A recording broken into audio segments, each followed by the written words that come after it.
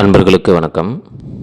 இன்றைக்கி தொகுப்பில் நம்ம சொல்லியிருக்கிற இந்த தலைப்பு எல்லாருக்குமே ஒரு தேவையான ஒரு தலைப்பு இது. ஏன்னா சில பேருக்கு நம்ம செய்கிறது தீய பழக்க வழக்கம் தான் அப்படிங்கிறது தெரியும்.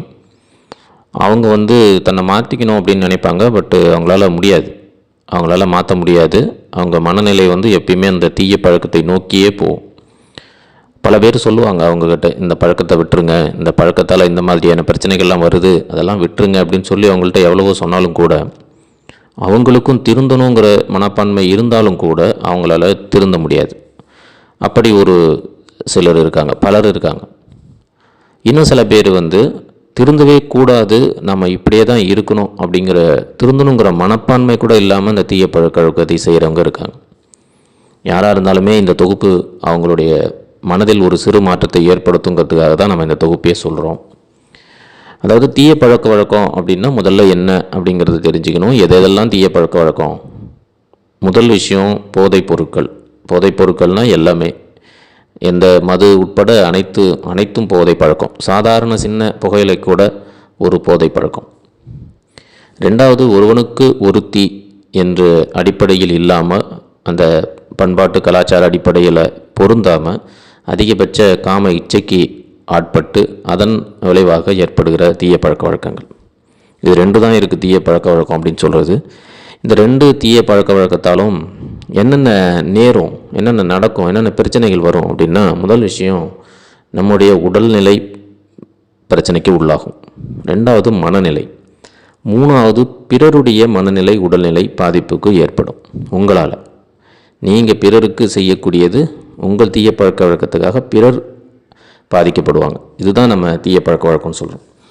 உங்களுடைய உடல்நிலை பாதிக்கப்பட்டாலும் சரி, உங்களுடைய மனநிலை பாதிக்கப்பட்டாலும் சரி, பிறருடைய மனநிலையோ உடல்நிலையோ அல்ல சமுதாயத்தில் உங்களால் ஒரு பிரச்சனை வருது அப்படின்னு சொன்னால் அது எல்லாமே தீய பழக்க வழக்கம்தான்.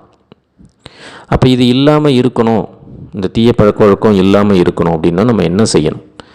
அப்படி இல்லாமல் இருக்கிறவங்க எவ்வளோ பேர் இருக்காங்க நீங்கள் பார்க்குறீங்க. நீங்கள் தீய பழக்க வழக்கம் செய்கிறீங்க, தீய பழக்க வழக்கம் செய்யாமல் இருக்கிறவங்க இருக்காங்க. நீங்கள் அவங்கக்கிட்ட என்ன சொல்லுவீங்க அப்படின்னா, நீங்கள்லாம் ஏன் இருக்கீங்க, இதெல்லாம் கூட செய்ய முடியாமல் நீங்கள் எதுக்கு இருக்கீங்க, நீங்கள் வாழறதுக்கான அர்த்தம் என்ன இருக்குது, இந்த மாதிரிலாம் சொல்லுவாங்க. ஆனால் இவங்க மனசுக்குள்ளே நம்ம செய்கிறது தப்புங்கிறது நல்லாவே தெரியும்.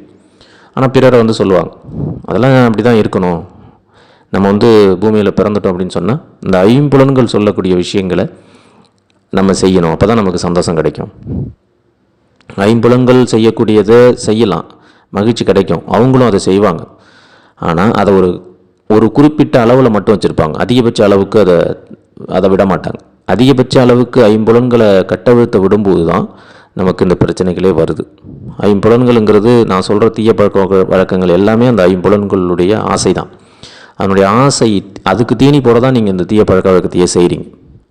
அப்போ நீங்கள் எப்படி எதெல்லாம் முதல்ல நீங்கள் செய்கிறது தீய பழக்க வழக்கமாங்கிறத முதல்ல நீங்கள் கண்டுபிடிக்கணும். நான் சொன்னது மாதிரி இருந்துச்சு, நீங்கள் ஏதாவது ஒரு சமுதாயத்துக்கு விரோதமாகவோ அல்லது உங்கள் உடல்நிலைக்கு விரோதமாகவோ அல்லது உங்கள் மனநிலைக்கு விரோதமாகவோ நீங்கள் ஒரு செயலை செஞ்சீங்கன்னா அது எல்லாமே தீய பழக்க வழக்கம் தான். அப்படி ஒரு செயல் உங்களுக்குள்ளே இருந்துச்சுன்னா நீங்கள் தீய பழக்க வழக்கம் செய்கிறீங்கன்னு அர்த்தம். அடுத்தது, இதனால் விளையக்கூடிய பிரச்சனைங்கிறது என்னென்னங்கிறது உங்களுக்கு நல்லாவே தெரியும். அடுத்தது, இதனால் விளையக்கூடிய இன்பம் என்ன அப்படிங்கிறத நீங்கள் உணரணும். இதனால் நமக்கு கிடைக்கக்கூடிய இன்பம் என்ன? இப்போ நீங்கள் ஒரு போதைப் பொருளை அனுபவிக்கிறீங்க, அதனால் கிடைக்கக்கூடிய இன்பம் என்ன? உங்களுடைய துன்பங்கள் மறக்கப்படுது அப்படின்னு நீங்கள் சொல்கிறீங்க. உங்களுடைய துன்பங்கள் மறக்கப்படுது, போதைப் பொருள் யூஸ் பண்ணும்போது உங்களுடைய துன்பங்கள் மறக்கப்படுது, அதனால தான் அதை பயன்படுத்துகிறேன் அப்படின்னு சொல்கிறீங்க. அப்போ அந்த துன்பங்கள்ங்கிறது யாரால் ஏற்படுது?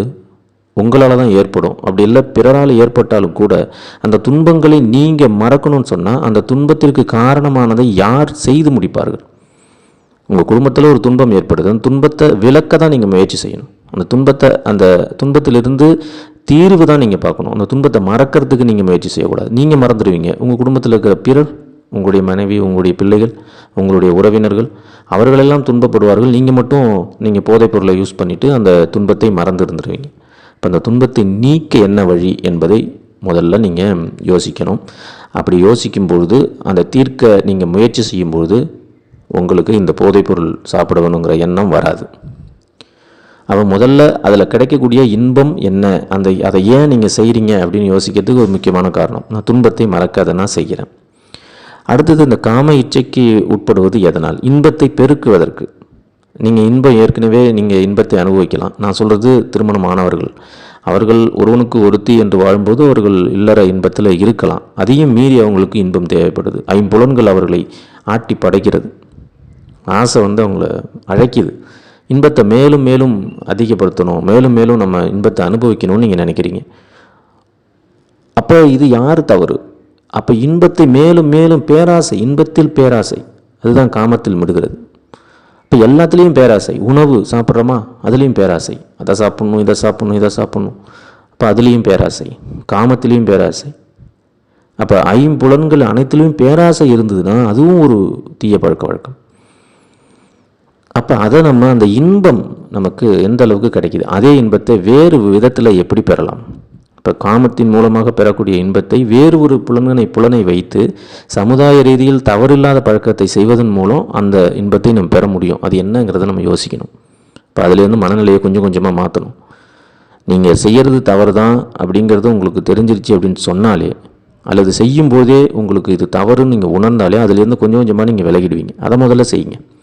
நீங்கள் செய்கிறது தவறுங்கிறத உணருங்க. ஒவ்வொரு தடையும் தவறு செய்யும்போது, இப்போ இன்றைக்கே நான் உங்களை நிறுத்த சொல்லலை, இன்றைக்கே அனைத்து தவறையும் நீங்கள் முடிச்சிக்கிங்கன்னு சொல்லலை, அது முடியவும் முடியாது. ஆனால் ஒவ்வொரு தடையும் இதன் பிறகு செய்யும்பொழுது நீங்கள் செய்வது தவறு, இது யாரையோ பாதிக்குது, சமுதாயத்தை பாதிக்குது, நம்மை பாதிக்குது, உடல்நிலை பாதிக்குது அப்படிங்கிறத சொல்லிக்கிட்டே இருங்க. இது தவறு தாங்கிறத தெரிஞ்சுக்கிட்டே அந்த தவறை செய்யுங்க.